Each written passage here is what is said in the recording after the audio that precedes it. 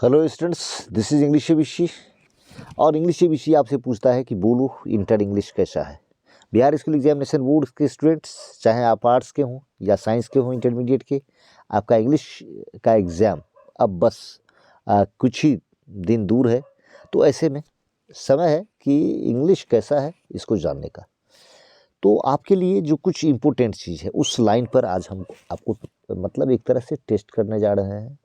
आप इसको एंजॉय कीजिए, देखिए कि आप इसमें से कितने को आइडेंटिफाई कर पाते हैं, पहचान पाते हैं। पहचानना है।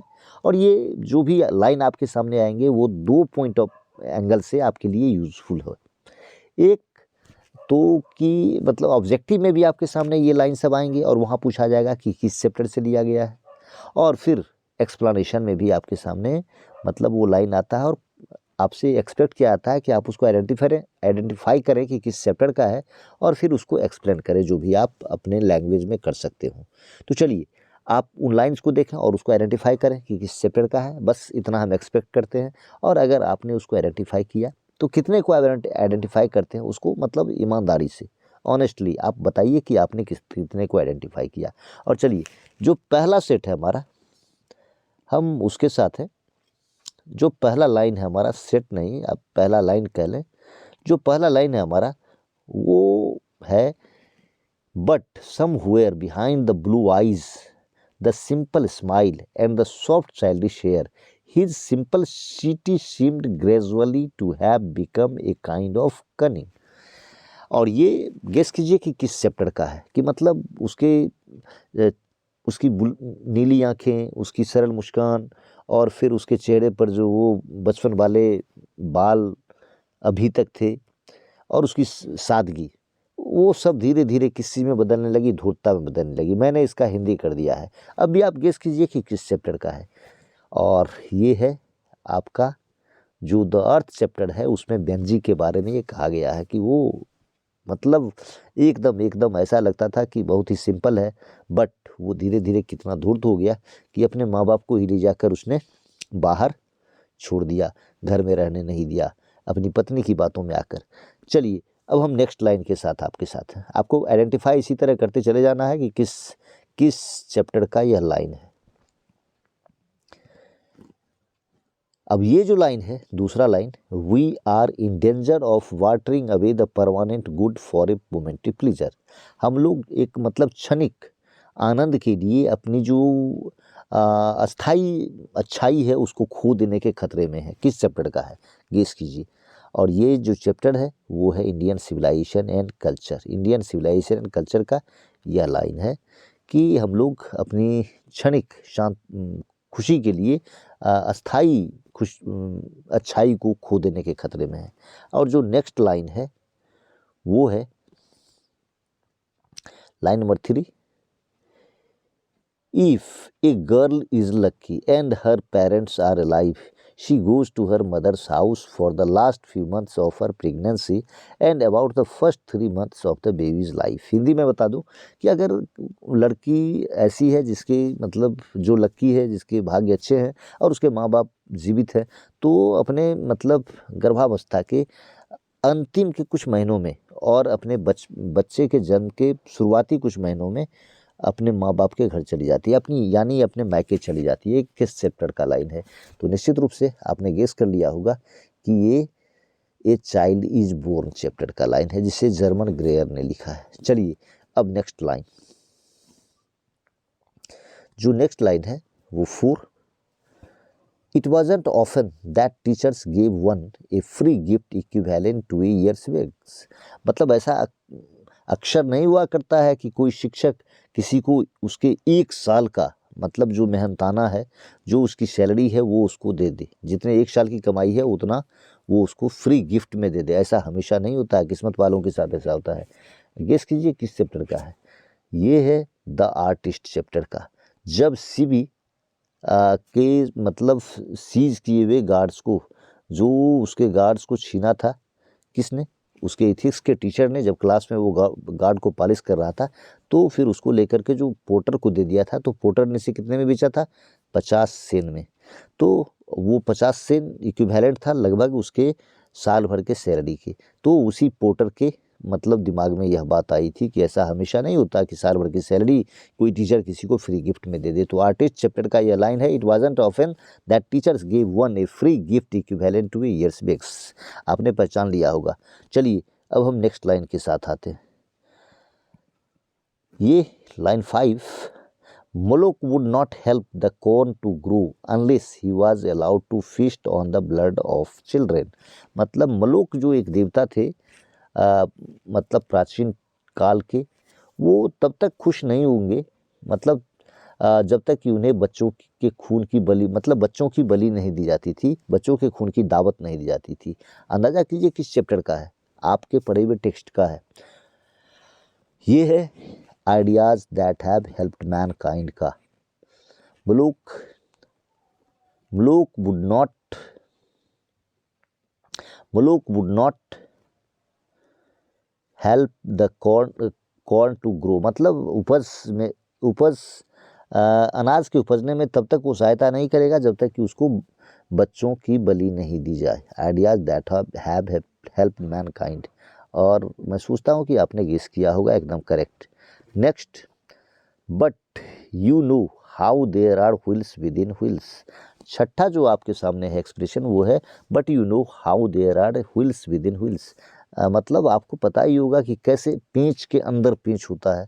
मतलब एकदम कितना कॉम्प्लिकेशन, कितनी जटिलता रहती है, मतलब कितने उसमें मतलब फंदे जैसी चीज़ें होती हैं। तो ये किस चैप्टर का है आप गेस कीजिए।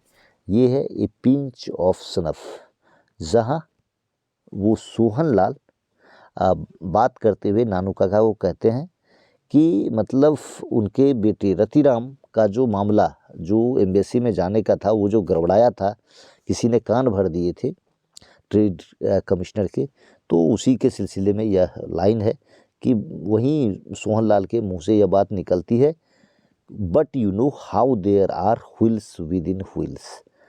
ए पिंच ऑफ सनफ का ये लाइन है। उम्मीद की आपने इसको भी गेस कर लिया होगा। नेक्स्ट जो लाइन है आपके सामने, जो सेंटेंस है वो है the lesson that war and killing achieve nothing but loss. The lesson that war and killing achieve nothing but loss and that a noble end is assured only if the means to attain it are of a piece with it and also noble। मतलब यह है कि मतलब क्या सबक लिया जाए, मतलब इंडिया के लोग क्या सबक लेते हैं कि लड़ाई और जो ये खून खराबा है, मार काट है, इससे कुछ भी हासिल होने वाला नहीं है। किसके सिवा? हानि के सिवा कुछ भी हासिल होने वाला नहीं है। और यह बात भी कि अच्छे साध्य की सिद्धि के लिए, मतलब अच्छे लक्ष्य की प्राप्ति के लिए जो हमारा रास्ता होना चाहिए, हमारा साधन होना चाहिए, मीन्स होना चाहिए, वो भी वैसा ही होना चाहिए, वो भी अच्छा होना चाहिए, वह भी उत्तम होना चाहिए।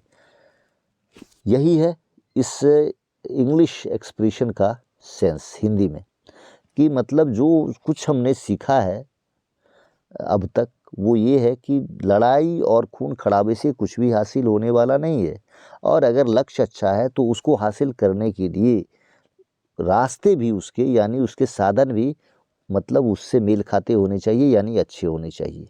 ये किस चैप्टर का लाइन है आप गेस कीजिए। और इम्पोर्टेंट लाइन है, ये है India through a travellers eyes, जहाँ पर्ल बक इंडिया को कोट करते हुए यह बात कहती है। फिर चलिए नेक्स्ट लाइन जो आपके सामने है वो है It works to secure and sustain that central doctrine of democracy as we understand it, that the state is not the master but the servant of the people।